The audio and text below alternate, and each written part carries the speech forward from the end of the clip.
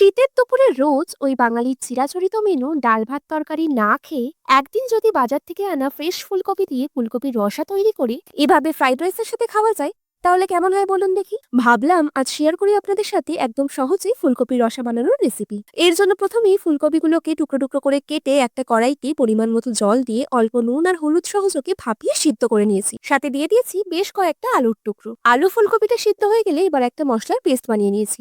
Mixing জারে একটা tomato, একটু আদার টুকরো, একটা লঙ্কা আর অল্প একটু মৌরি দিয়ে পেস্টটা বানিয়ে নিয়েছি। এবার কড়াইতে তেল দিয়ে প্রথমে সিদ্ধ আলু ফুলকপিটা ভেজে তুলে রেখেছি।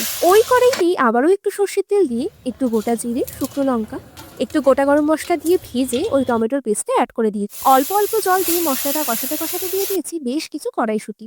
আবারও সবটা মিশিয়ে দিয়ে দিয়েছি সব মশলাগুলো। দিয়েছি হলুদ গুঁড়ো, লঙ্কা গুঁড়ো, জিরে গুঁড়ো, ধনে গুঁড়ো, কাশ্মীরি লঙ্কা গুঁড়ো। মশলাটা ভালো করে কষিয়ে অল্প জল দিয়ে একটু গ্রেভি তৈরি করে ভাজা আলু আর ফুলকপিগুলোকে অ্যাড করে দিয়েছি।